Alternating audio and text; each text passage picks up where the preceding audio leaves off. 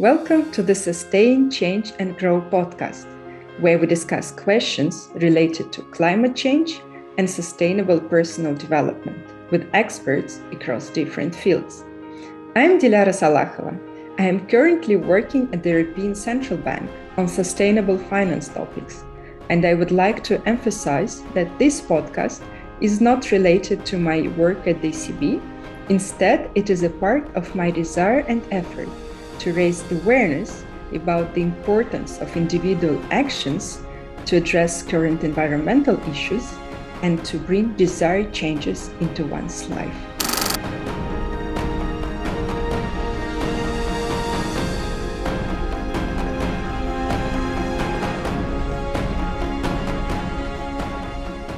In this episode, I'm delighted to welcome Marijke Bongers to talk about fashion and how everyone can dress more sustainably. Marijke, your life is very rich. You're an expert on haute couture skills. You previously owned a salon for brides and a studio selling ecological and organic materials. But you're also an artist, creative thinker, and now fashion activist. Very welcome to the Sustain, Change and Grow podcast. Thank you so much for having me, Dilara. And so my first question is really, who are you? Like how you define yourself and how all these things fit together? Yeah, that's a hard one. I always feel that if I define myself, I am less free. So I am defining myself what I'm doing at that moment. So it can be an artist, but it can also be a maker. And often I call myself a pathfinder. I look around and see if there is a better path. And if there's a good one, I come back and call the rest. So look here, this is a very nice way to go. So you're following your intuition. Yeah, I have learned to do that because I see a lot and I read a lot and I follow a lot. So I have to train myself to follow my intuition. Yeah, I can only relate to this. And now, so let's talk about the fashion industry. So it's really one of the biggest polluters and users of resources. So just to start the conversation, I will give an example that one pair of denim jeans requires 1 kilo of cotton, and to grow this 1 kilo of cotton requires 10,000 liters of water. So it's really a huge demand for natural resources. And overall, the fashion industry is also responsible for the wastewater, for the chemical pollution, and for carbon emissions. So, and but can you expand actually a little bit more? So let's talk about how fashion industry contributes to the environmental degradation. Yeah, it's really something I worry about a lot, and also what I read and have been read about and have been interested for a long time. For me, it even started out with being so unfair. So with the unfairness of how people are treated, and then I realized that a lot of toxic products are used, and that whole environments are toxicated with dye and with other treatments. But also the growing of the cotton can be in a sustainable way. But we need so much cotton and we throw it away later that it is not possible anymore to do it for the whole industry in a sustainable way. 60% of the industry uses oil products for fabrics. So 60% of the clothes that are made out of oil products like acrylic or polyester and so on. And that's also, it's not renewable, and it's also a lot of waste afterwards. And only 1% of all fabrics and clothes are recycled. And it's in the end, it's not the solution. All the recycling to everything is good, but it's not the solution. You have to start at the beginning, that you don't make a mess. Otherwise, you can keep up cleaning all the time. So there is so much to tell about every item you have on your body. There is so much to tell about why it is not made in a fair and honest way. Right. And so this is what driven you to join fashion activism? Yeah, actually, I was already interested in it, but then I helped someone at the Masters of Arnhem, the fashion masters. And I met a young girl who was a member of Extinction Rebellion. And she is a very soft activist. She is so you can be an activist in many ways, and especially with Extinction Rebellion, who has a fashion group and a group of people that are really focusing on the fashion industry. It felt that it suited me. And I didn't see myself as someone that would walk on the street and demonstrate. I'm from a small village in the Netherlands, and I'm almost 59. So at first I didn't think they would even welcome me. Maybe I thought I wasn't the person that could do the right things for that.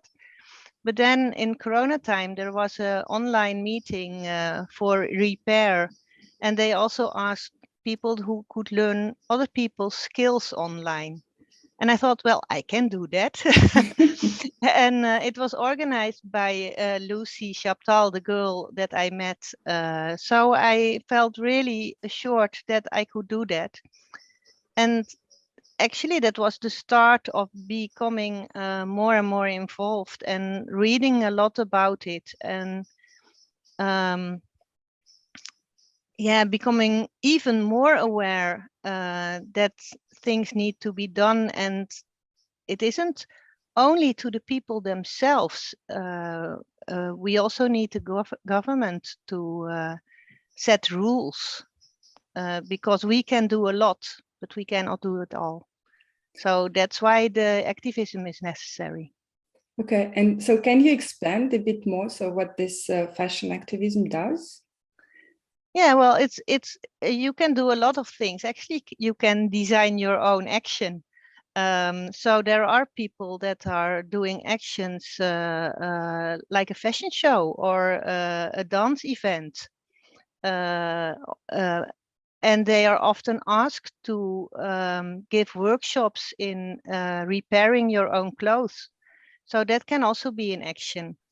There are people who write for the website, or they are the researchers to find the good information that everything is correct, because you can fight for something or against something, but you have to be sure that it's correct information. There are legal people who are part of Extinction Rebellion. So there actually you can walk on the street with the flags and demonstrate, or even glue yourself to a window of H&M. I haven't done that though. But it is also not necessary that everyone does that.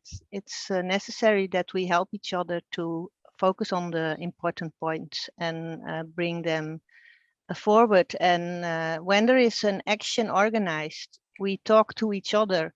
If it is a good way, there is a set of rules that we work with. So yeah. Yeah. So what are the rules? Like no violence? Or? Yes, that's the most important one. The non-violence is the most important one. And what I also find really interesting, and what has helped me a lot, is that they have also a group of regenerative care. So if it's a lot of young people have problems with the climate change and the climate depression. So they have also a group of people who take care of the demonstrants. And yeah, well, if you look Extinction Rebellion up on their website, you can find a lot of things. But one is they asked of the government to be honest, and also of the industry to be honest. And often they are not honest. There is a lot of greenwashing. And for the activists, the non-violent part is very important. But they also teach each other non-violent communication so that you are a better organizer, or so there are all kinds of trainings you can do to work better together, and that's also very interesting. And for me, it started out as helping young people out with my knowledge. But sometimes I'm so fed up with fighting so long for a better world that they often help me because they understand so well how I feel about it. So that's really interesting too. Yeah, so it's in exchange. So yeah, for sure. You share the knowledge and they share their vision and help you overcome when you feel bad or depressed with what's happening. Yes. And you can also say like, okay, now this is an action that really feels like me. I will, there's now will be an action about a wedding between the government and the oil industry. So they will have that in a theatrical setting, and they will make costumes for that. Of recycled materials? Of recycled materials. So that's a very creative way of telling it, and there will be a videographer and so on. And that feels like something that fits me, that I can help out with if there are questions with the making or the designing or. And do you think it's an efficient way of acting? Are there already concrete results, and does the government hear or even listen to what these people have to say? Well, I do think that it is the only way to make the government listen. So what I also think is that I'm one of the people that are already for 20 years trying it from within the industry. And it just goes too slow. So things happen, yes. And luckily things are happening. And also schools are focusing more on sustainability, but in the real industry, the jobs of the people who are coming from school, it is still very hard. So I think it is necessary to act, to take actions, and even if it's annoying sometimes. Mm-hmm. And maybe can you tell more about what you did while being within the industry? And so what, because so I see you had, you had this bright salon, and you had also the studio for ecological and organic materials. So it's been, it looks like indeed it's been a long history for you of thinking in more sustainable materials and way the fashion could work. But maybe can you tell a bit more about your own story within the industry? Yes, well, I knew already when I was a child that I wanted to be a fashion designer. So that was something that I was sure about. But I also knew as a child that the world wasn't honest. So I really wondered about me living in a religious village. How come we only give a little bit of money to help people, but so little? And we have all this stuff around us and not giving that away. I understand that now better, but when I was a child, I found that very hard to understand. So fashion was always like a dream world to me. You can make a make-believe world, and it can yeah, I also really like the skills of it. So learning skills and making it more beautiful and better done. And so I was really interested in historical fashion. And that's why I started a fashion education more on the couture side, so the haute couture side. And I ended up working in a bridal gown how do you say that, shop in the atelier. And already there was a lot of glitter on the outside and bad well, not good care for the people who work there on the inside. But for me, I was already happy that I could work on such beautiful dresses. So, but my father really disliked it. He didn't thought he had his carpentry company, and he really disliked how we were treated. And actually, also the other jobs in other shops, it was always really nice on the outside, but if you look on the inside how people are treated, and then if you look better how the clothes are made, it all looks so beautiful, and there is this shine about it. But I always had the feeling there should be a better way. And I think I was inspired by my father's work with wood. He was always very much into saving skills and showing us how something was made and how important it was that it was well made and that you could do very long with it and that you could recycle it. And so if we went on a vacation, he would point out at the roof of a hotel and he said, look how well this is made. They do this better than in the Netherlands, or, you know.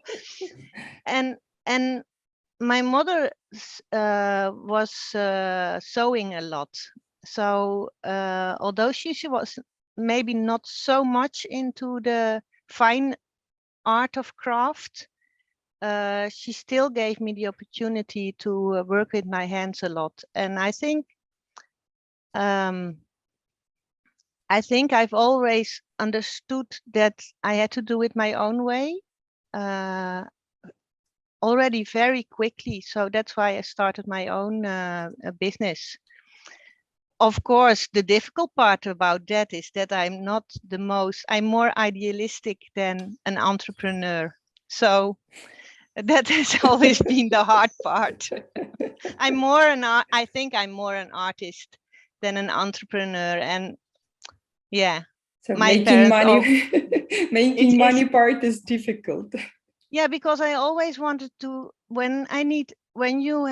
it's so much work. So you always need help of other people. And if you want to treat them honest, and almost no one else in the industry does that.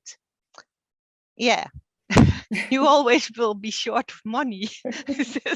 just, yeah. So, and I think that's also the hard part of changing the industry. Right, because it's all about profits, right? So yeah. They want to make as much as possible, and to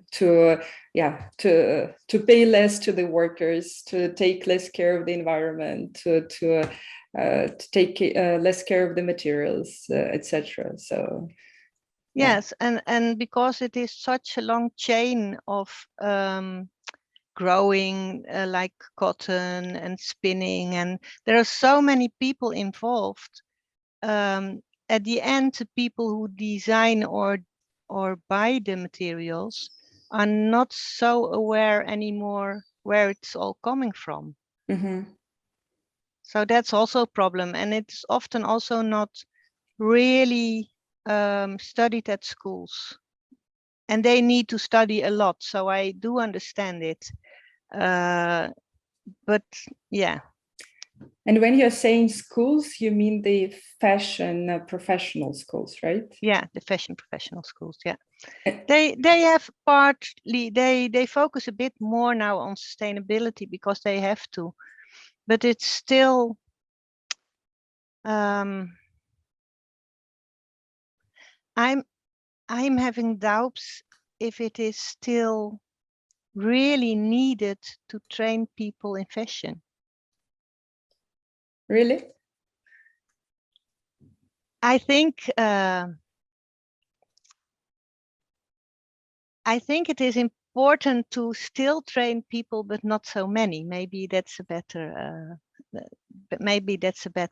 I think too many people find fashion interesting because of the shiny thing, and I think schools want to have students, and they also show the shiny thing of fashion, the interesting thing. On a talk, someone said young people all want to be a designer now, and I think that's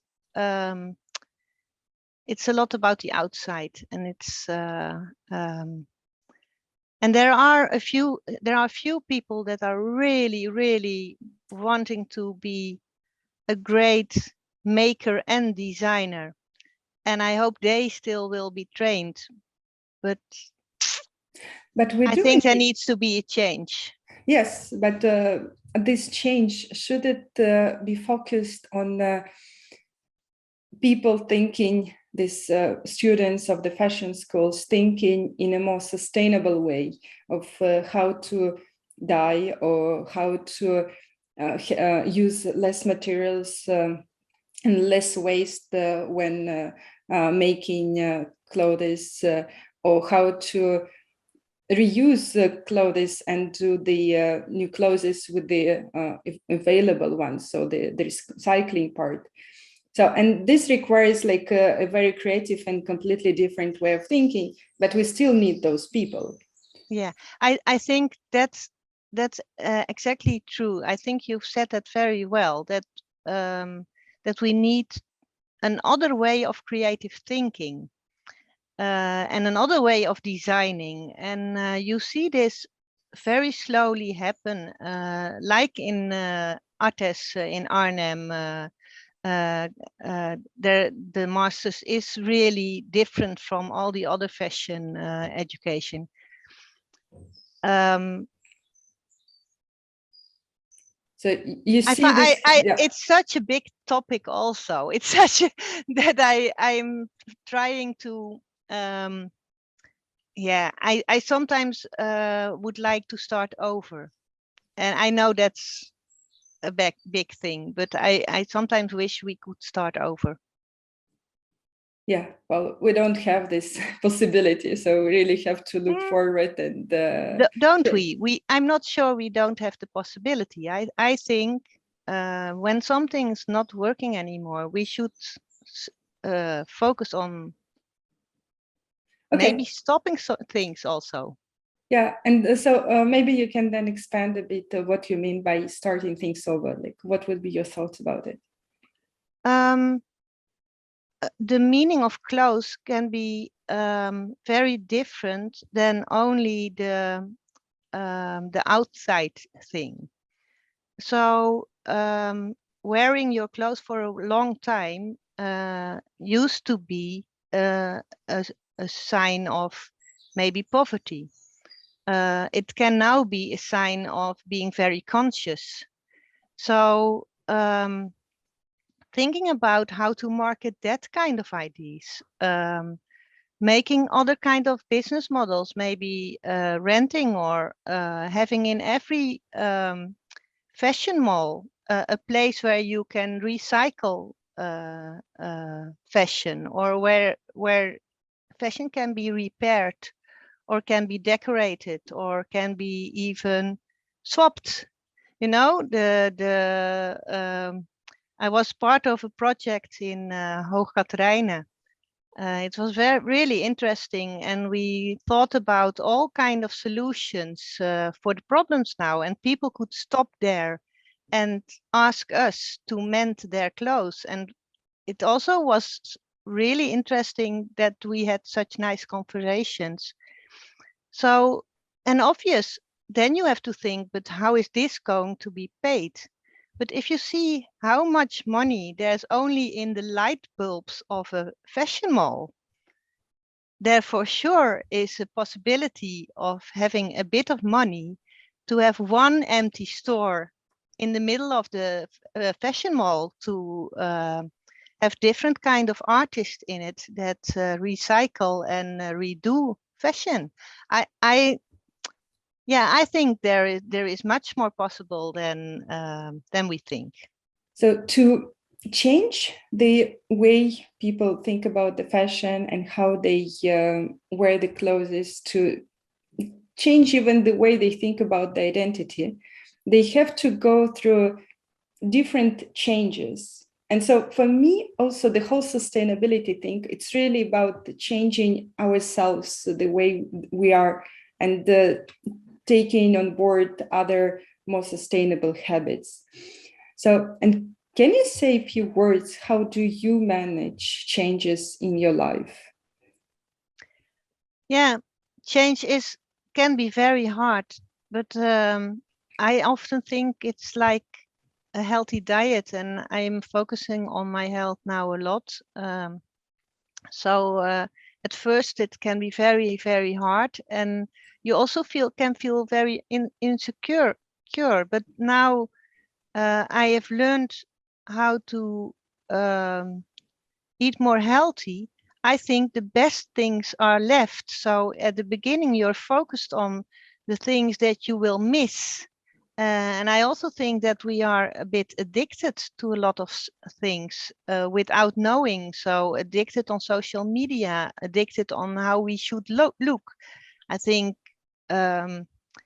marketing does a great job in making us feeling insecure. And what I realized is sometimes doing the hard thing to change ends up being the best thing you've ever done. And I think it is with healthy food, it is with, like I do the cold water swimming. At first, you really don't feel like going into the cold water, but now I can even long for it. It feels so good to me that I notice when I don't do it for a while. And I think with my clothes, it's the same way, and with healthy food, it's the same way. You can learn to enjoy change. Right. And it's interesting what you said about insecurity. And I think it's really true. So we all have a bit of lack of confidence in ourselves. And somehow fashion helps us to kind of overcome. So because we have new clothes, then we look more like all the other people, and maybe even richer in a way because we can change them regularly.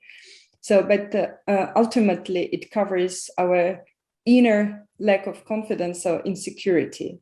So, and getting back to all this, let's say, good habits, so healthy eating or less clothes, it brings us back maybe to who we are and facing who we are. And this is always difficult, right? So it's fearful to meet yourself, the true self of you. And but ultimately it's much better. It relates you more to your own values and who you are, and it probably will give you like a lot of benefits otherwise as well. Yeah, and it gives you your power back, and that's quite important in these times, I think. So at least you have a little bit of power, the power that you can do for yourself. And if a lot of people do it, it will have an impact. So yes, right. And acting is one of the ways of feeling empowered quite easily, because that's really within your domain. Yeah, and it's true. You have to go through a layer of fear, And I recognize that very well, and I have it often when I go to a fashion event and I dress the way I dress. Almost all people wear black in fashion events, and it's for sure about insecurity.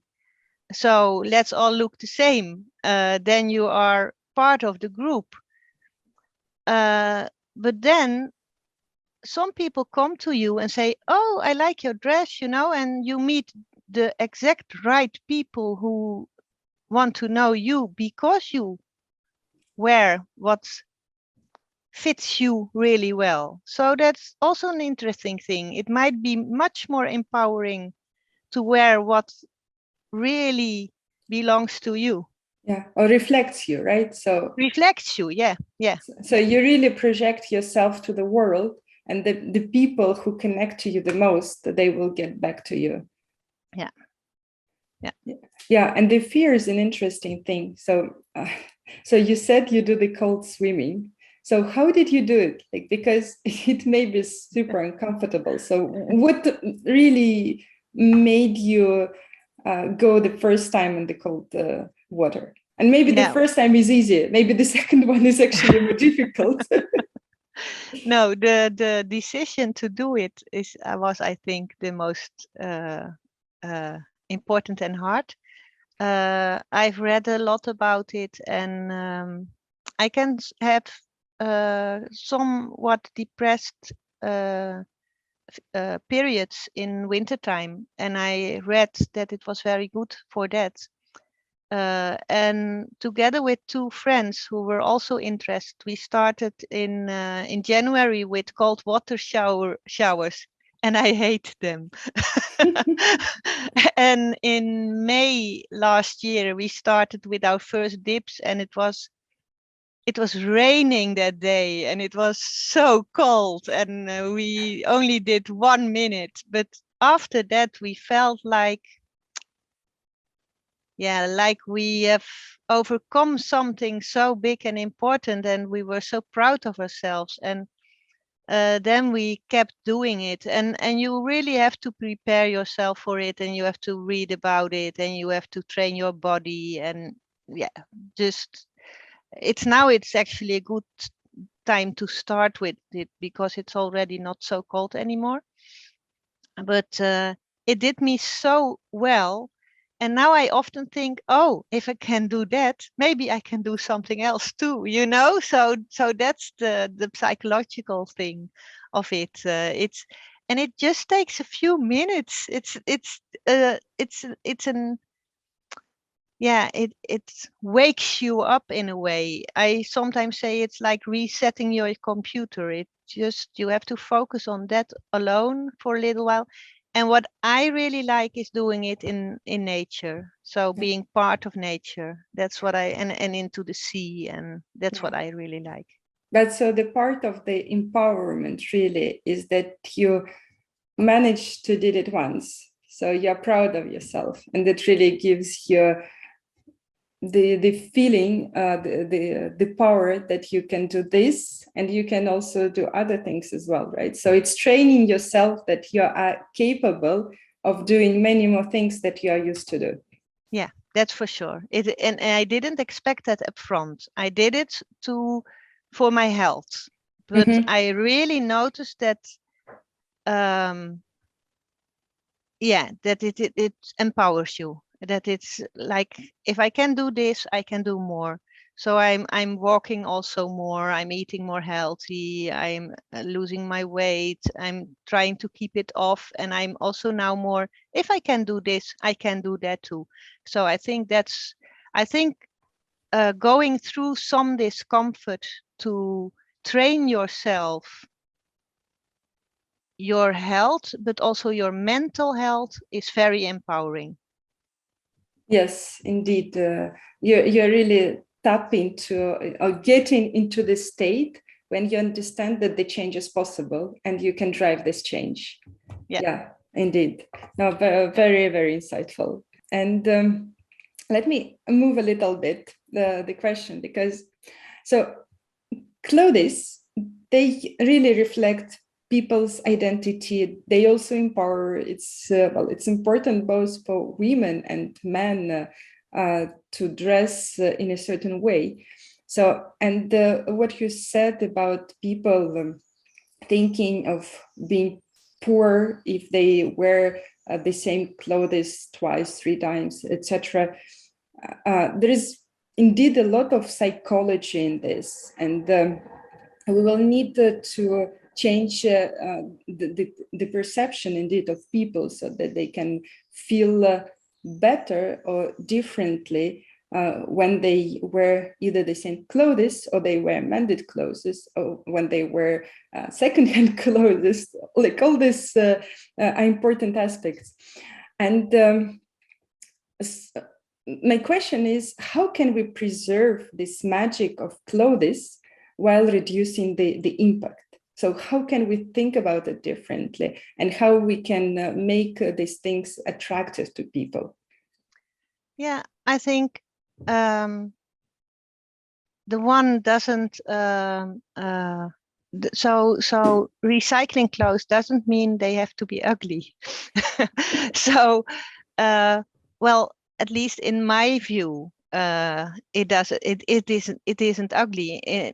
On the contrary, I think you can make very unique, beautiful stuff. So that's one thing. I do realize that not everyone has the skills to do that themselves. That would make it available for everyone. So I do think that coming back to schools, even for younger children, it would be a very good skill to learn to sew on a button or something. It was normal in our schools, and it is for a long time not normal anymore. For myself, I think it is empowering to wear my clothes as long as I can and make things from recycled materials. So I wear this blouse here, and I live across a clothing bank. So it's like a food bank, but then for clothes. Over 100, and now even more with the Ukrainian families, over 100 families are being supported. They can get clothes for free there. And people of the village bring their clothes there, and they organize everything very good, that everything is clean and nice and hanging on color. And they are holding things apart for the people who are most in need. And sometimes there is a question that they needed more men clothes in a certain size.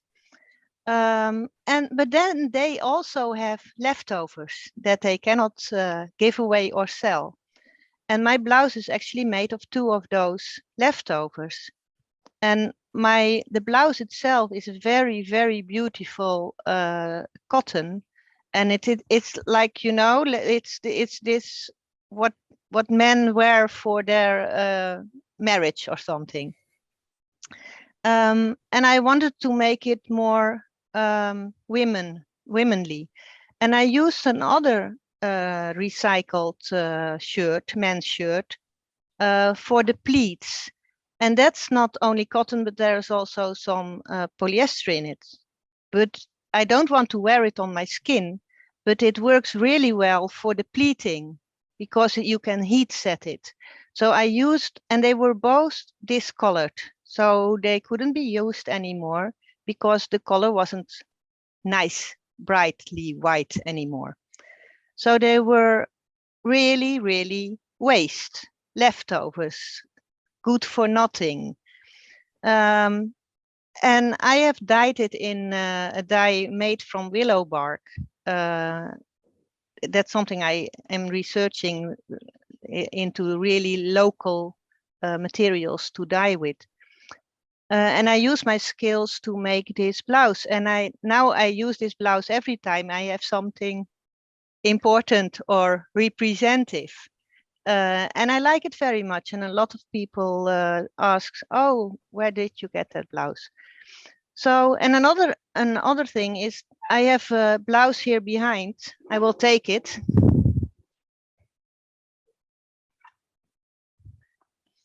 And I had it with me. one of my interns made this blouse. It's really beautiful materials, dyed in walnut. It's sustainable silk, pea silk and hemp. And one of my interns made it bespoke for me. So she draw the pattern and so on. But then I had it with me on a school. I taught a school class, and I brought it with me because there are all the buttons on it. And I explained that you could change all the time what you did with your buttons. So you could make different colors or different kind of ruches or something. And one of the girls misunderstood, and she thought she could cut up also this blouse. She could cut up other old clothes, but this wasn't the old clothes that I meant. So she really cut it up. And what I'm doing now, and not in a straight way, it was really like, and it was a nice girl. She just misunderstood. And then I thought, oh, but that's my nice blouse, you know? And then I thought, well, that reminds me of the lyric of Leonard Cohen. There's a crack in everything. That's how the light comes in. So I decided to take the undyed fabric and put it under it. And now I'm first doing with little stitches, and then I will do with embroidery, and I will embroider the lyrics of Leonard Cohen to it. So and beautiful. It actually makes the blouse more interesting, more empowering.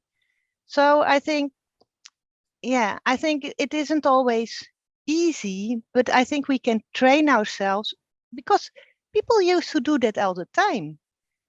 They always learned how to mend, and we just have a different reason. We now have the environmental reason to do it, to be resourceful. Mm-hmm. So that's one thing. And maybe, I'm not sure how it is in your job, because you have such a different job. You talked about what's appropriate, but people always changed what was appropriate. Mm-hmm. Isn't there something we can change about what we should wear, and how many times we should change our outfits? I think one of the things we could do is have kind of a statement code, that we have something to wear for our video conferences, and we put on a coat, and it's just our statement code, like Steve Jobs always wear his black pullover, you know? Mm-hmm. And then we don't need so many clothes, and then we can focus on what we really love to wear the rest of our life. Yeah, no, I agree. I think it's all about changing maybe the values or the aspects of what our values are, and also redefining our identities. So our identity is not using as much resources as we used to, but to be more respectful to the nature and more respectful to other people, and also to other people's labor and the efforts that they put into producing, for example, these clothes. And I really like the idea of clothes that tell a story. So myself, I don't like shopping. So, but when I buy something, I mostly buy when I go somewhere for work or for travel, for vacations. And so in my garderobe, each piece has its own story. It came from a very specific place, and I love them all. So it takes me time to choose, but then I really love them, and I'm happy to wear them for a very, very long time. And I think you also mentioned somewhere, maybe I read it on your blog or in your Facebook group, about the clothes that tell stories. And I have you have even a piece of your clothes that explicitly says it. No, so maybe you can say something about it. Yeah, it actually hangs now outside drying because I just re-dyed it. But I have a diary dress, and it's because of the dyeing, it will need some work too. But I have a diary dress, and the first day I was wearing it, I had a stain on it because I was teaching in England a class about dyeing linens, and it was a linen dress. So, and of course I wore an apron because that's something we can do also again. What's something that's we forgot that it's possible. But I wore an apron, and the spot was exactly under the apron, of course. And then I decided to dye to embroider the spot, and also embroider the date on it. So and later I wore that dress to actually the State of Fashion colloquium in Arnhem. And they asked us to do something with a red thread. And I also embroidered that date on my dress. And I also embroidered that I became part of Extinction Rebellion on my, and put a little buttons to it too. So that dress, and now, because that's one of the problems, is that you get stains on them. And when you over dye your clothes, the stains will be more visible. So I will have to think of a good solution, how to embroider or put some fabric over it maybe. So I have to find a new solution now for my dress. And I can put a date to it too, because, well, it's a diary dress. So that's really nice that I can do that. And something else is that I've lost a lot of weight, and I wore a lot of white linen dresses. And now I feel like I want to wear more fitted dresses. So I'm already thinking about cutting it up and making a skirt and a blouse out of the diary dress. So it will be a diary outfit then. But I do understand that for a lot of people, they would need to have a place to go to for people to help them to do that. But the first thing you can do is take very good care of your clothes and wear them for a very, very long time, and start learning the easy repairing, little repairing things. And you might even like it, you know. It can be very zen to mend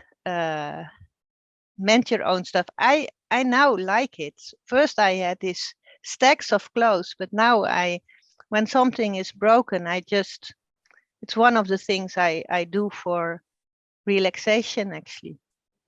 Yeah. Well, I think for some people, it can work. For some people, they may be less skilled working with their hands. They may have no time to do this or no interest. I can be one of those. Like it's not something that I would be interested in personally.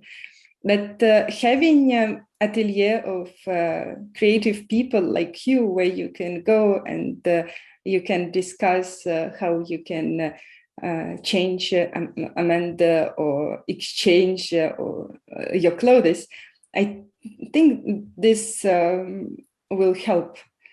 So we need indeed maybe more rethinking of. Instead of having shops, we can have like these ateliers, because this is something that personally I would be interested in. So like go and discuss how things can be changed, and then the other person does it because people are more skilled and fit for this work. So yeah, and then I know the problem is that people don't realize anymore how much time it costs, so that it will be not very cheap. And we buy our clothes often too cheap. So then we say it isn't worth it, but there's a whole other price on throwing your clothes away that we don't realize so much.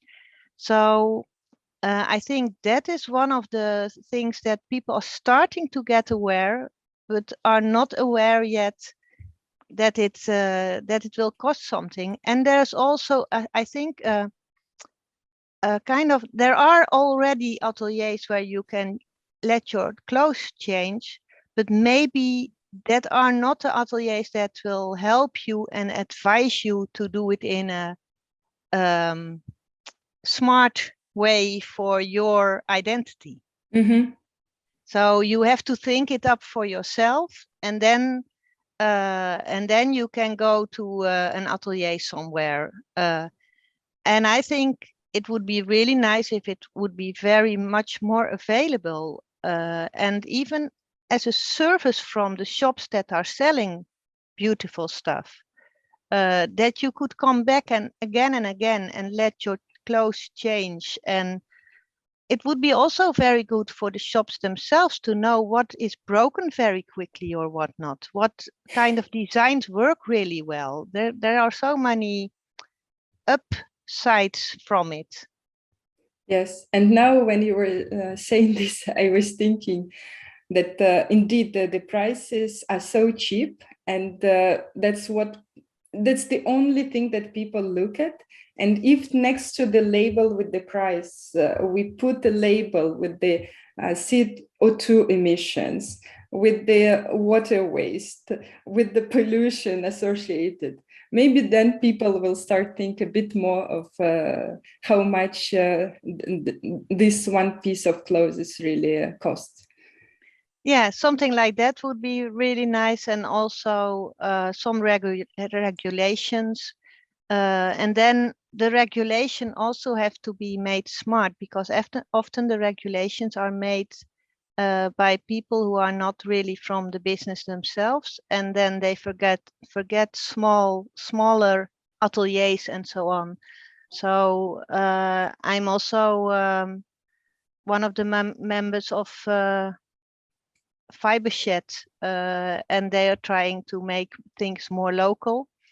And they are also talking about this, looking into new regulations for companies, that they are not only for big companies. So one of the regulations is in France that it's not allowed anymore to burn the leftover clothes. Like 30% is never sold of new clothes, and they burn the clothes. The companies burn the clothes because if they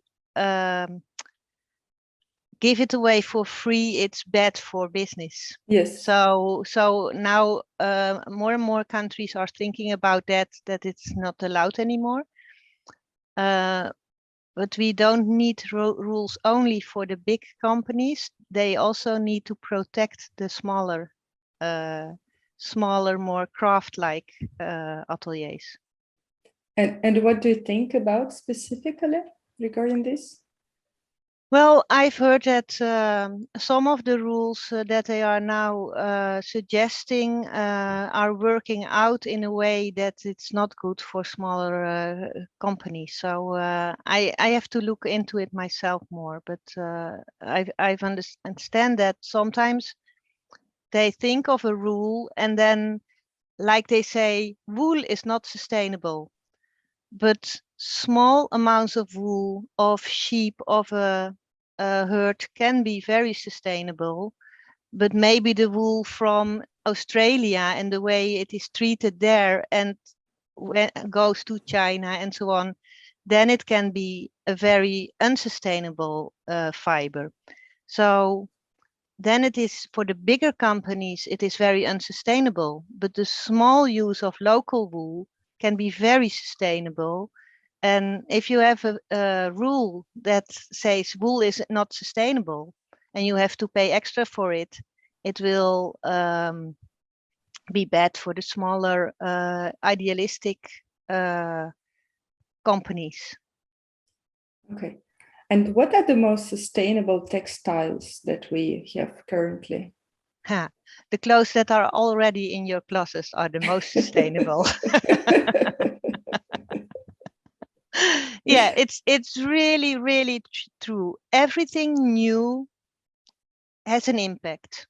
And there is already so many textile in the world. If you look at the places where they gather clothes, and then a lot of is thrown away in the trash anyway. There is so much textile in this world, and also beautiful textiles. So the recycling is a very important part, but actually not the recycling, the reuse. But before that, you have the refuse. So you know, it's and then yes, it's very interesting to see all these new materials like tencel and so on. But there's still a company. It's still a company with chemicals, and lucky they are in a closed loop. And yes, it is better than non-organic cotton, but it's not the most sustainable.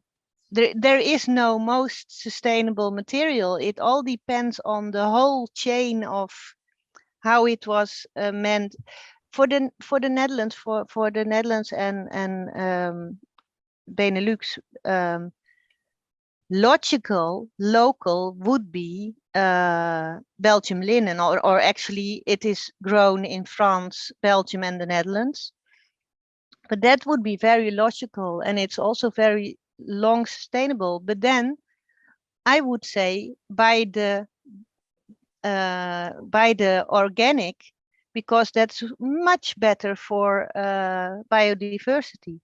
So you know, you get more into, and not everyone wants linen, do they? So, and that's also something. I think you start by what you need, and not always by what you want, but what you need, and then look for the best option. And often you already have it. Yeah, just look into your clothes. We are not going to buy our way out of this mess. I'm sorry. I wish we could. And actually, I've just thought that, as you said, 99% of the clothes, they end up in the landfills or incinerated. And it gives a huge potential for creativity, you know, for the designers who want to do the fashion. That's you don't have to design from scratch and use virgin materials, but you can design from what you have, and that's just, and actually it's beautiful. Yeah, I'm sorry I interrupted you. And actually, there is so much that a lot of it maybe doesn't even have to be designed over again, because there's also beautiful things that doesn't need a new design, because there's so much leftovers. So that's why I thought, why I think we have to kind of start over, because if we go on like this. Yeah. So, and so our time is coming to an end. So I had actually a question initially, can the fashion be really sustainable? And I think I did get my answer that it cannot be until we really rethink the way what fashion is, and the way we do the fashion. So, and let me just ask you then the last question about your two most inspiring books. Well, I have four, so I will be very short about them, because I have two for other people that were always my most inspiring book, and they are both from India Flint, and this is the one, Eco Color, and the other from India Flint is Second Skin. And if you want to know more about sustainable fashion and why it is so important, I highly recommend, how do you say that? I would say read these books. I have just two new books, and they are very important for me because what I'm doing now. And they are actually step further into the same route as in the flint roads, and one is called Boro. And I will show you one of the images. This is about mending in Japan. And then sometimes they use it for 4 generations. So textiles were so precious and so hard to get by that they had to repair it all the time. And for a long time, this was poor people's clothes, but they are now, people are paying very much for it because it's so beautiful and all handmade and so on. So there are collectors now of these clothes, and they are really looking for these objects because they are all handmade. And the other book is about dorozome. I hope I pronounce it well. And it's about a plant dye also in Japan with wood. And because in my own village, the willow has always been such an important tree, I'm dyeing a lot with willow. And I'm reading these 2 books for inspiration to see what I can do local, but learn from a different country. And like one thing is the dorozome technique, they dip materials in the dye for 85 times. Oof. And we in the Netherlands, if we dye with plants, we normally dye 1 hour. So I already started trying to dip and take it out and dry it in the sun, because this special kind of materials, they work better if they oxidize in the sun. And then I've done it like 5 times, and it already deepened the color so much that I am already amazed by this lesson. Like, okay, so then you don't have to have other chemical stuff, but you can just do it again and again and again and again. And it also deepens the color in the same dye bath. So that's a really interesting thought from reading from other countries, to see how they do it, and to learn how we did it ourselves in history. Yeah, So. really interesting. And can you really get the very deep and bright colors using natural dye? You can, but I don't like them. So that's why I have all these kind of colors. The brightest colors come from the materials that come from South Africa or South America. So in Peru and Colombia, they have very bright colors. And obviously we can buy the dye and use them here and have very bright colors. But I feel like some colors, and I can also dye from plants from the Netherlands in bright yellow. And in even a bright red is possible. And the indigo is also now grows now in the Netherlands. So that's also a blue is possible. So yes, it is very possible. It's not always easy. It takes knowledge. But I have one book of a German lady, and it's about dyeing a rainbow. So she dyes all kind of colors from plant-based materials. But it's just not. I don't try to copy the fashion industry. But I understand that sometimes people would, or they look nice in some bright colors. So yes, it is possible. And you just have to learn what color you want. And then there's a whole story about around that again. And I understand that it is so easy to have chemical dyes. But then there is so much secondhand clothes in the color you like. So that's also a possibility. Mm-hmm. Okay, thank you very much, Marijke. I think that was very interesting and so much information. And I wish you all the best in all your projects, in sharing your knowledge and sharing your vision as well. Thank you very much for asking me all those questions. And yeah, I think it's an important topic. So absolutely. Bye-bye.